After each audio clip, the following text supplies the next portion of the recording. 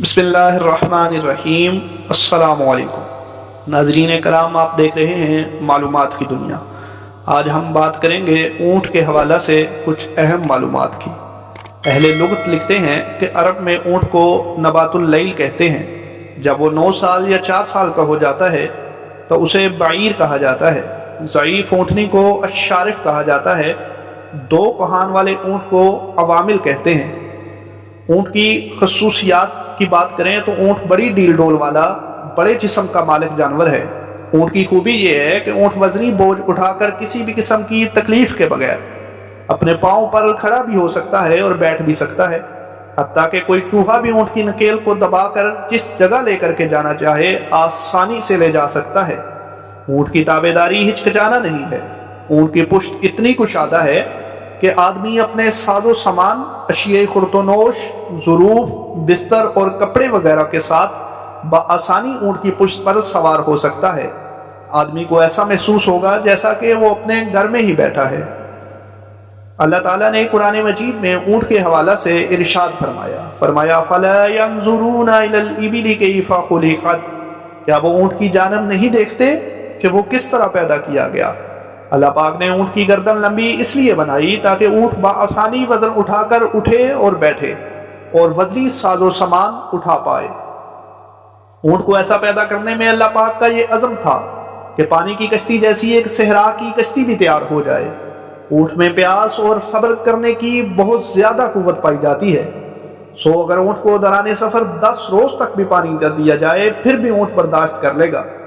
ایسے ہی وہ چارہ جسے دوسرے حیوانات کھانا پسند نہیں کرتے، اونٹ کھا لیتا ہے۔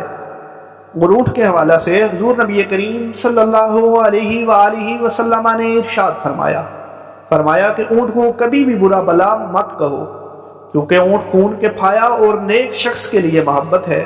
اس حدیث مبارکہ کا مفہوم یہ ہے کہ اونٹ کو دیت وغیرہ میں پیش کیا جاتا ہے، جس کے ذریعے سے قتل و غارت سے بچاؤ اور زندگی کی حفاظت ممکن ہو جاتی ہے، اور قتل کرنے والا قصاص کے طور پر خون بہا سے بچ جاتا ہے۔ اونٹ کی عادات کے حوالہ سے بات کریں تو اونٹ پورے سال میں محض 1 دفعہ جفتی یعنی اونٹنی کو حاملہ کرتا ہے، مگر اس کی جفتی مضبوط ہوتی ہے اور وہ اس دوران بار بار انزال کرتا ہے۔ اسی بنا پر اونٹ جب جفتی سے فارغ ہوتا ہے تو اس میں کاہلی اور کمزوری پائی جاتی ہے۔ اونٹنی 3 سال میں حاملہ ہوتی ہے، یہی وجہ ہے کہ اسے حقہ کا بی کہا جاتا ہے۔ ماہرین حیوانات کے نزدیک اونٹ دشمنی اور حسد کرنے والا جانور ہے، مگر اس کے ساتھ ہی اس میں صبر و برداشت اور دوسروں پر حملہ کرنے کی اہلیت بھی موجود ہوتی ہے۔ صاحب المنطق لکھتے ہیں کہ اونٹ میں اپنی والدہ سے جفتی نہیں کرتا۔ اونٹ اس طرح کا جانور ہے کہ جس کے جسم میں پتا نہیں پایا جاتا۔ غالباً اسی بنا پر اونٹ میں صبر و برداشت کی بہت زیادہ قوت پائی جاتی ہے اور پیروی و تابعداری کا عنصر اس میں موجود ہوتا ہے۔ اور اونٹ کی ایک خوبی یہ بھی ہے کہ وہ کانٹے دار اور خرد جاڑیاں بہت ہی مزے سے کھاتا ہے۔ اونٹ کو ان کانٹے دار جاڑیوں کو ہضم کرنے میں کوئی دقت محسوس نہیں ہوتی، کیونکہ اس کی آنتیں اتنی طاقتور ہوتی ہیں کہ وہ اسے کانٹوں سے بھرپور جاڑیاں وغیرہ ہضم کرنے میں دقت پیش نہیں آتی، مگر جو کو ہضم کرنے میں اسے پریشانی ہوتی ہے۔ اونٹ کے بارے میں عربی لوگوں میں یہ عجیب بات دیکھی گئی ہے کہ جب بھی کوئی اونٹ خارشی ہو جائے تو دوسرے بالکل ٹھیک اونٹوں کو بھی داغ دیا جاتا ہے تاکہ بیماری چھوٹ نہ ہو سکے اور خارشی اونٹ بالکل درست ہو جائے۔ اونٹ کے طبی خواص کے حوالہ سے حضرت امام ظہیر علیہ الرحمہ وغیرہ کا کہنا ہے کہ اگر خون بہنا بند نہ ہو تو اونٹ کی بال جلا کر وہ راکھ بہتے ہوئے خون پر چھڑکی جائے تو خون نہیں بہے گا۔ اونٹ کی چیچڑی کو اگر کسی عاشق کے بازو پر باندھ دیا جائے تو اس کا عشق اختتام پذیر ہو جائے گا۔ اونٹ کا پیشاب اگر کوئی نشہ کرنے والا شخص پیے گا تو اس کا نشہ فوراً اتر جائے گا۔ اونٹ کا گوشت کھانے سے قوت با یعنی مردانہ طاقت میں اضافہ ہوتا ہے۔ ایسے ہی جماع کے بعد کاہلی دور ہوتی ہے اور تازگی و پھرتی پیدا ہوتی ہے۔ اس کے علاوہ جگر کی سوزش میں بھی انتہائی مفید ہے۔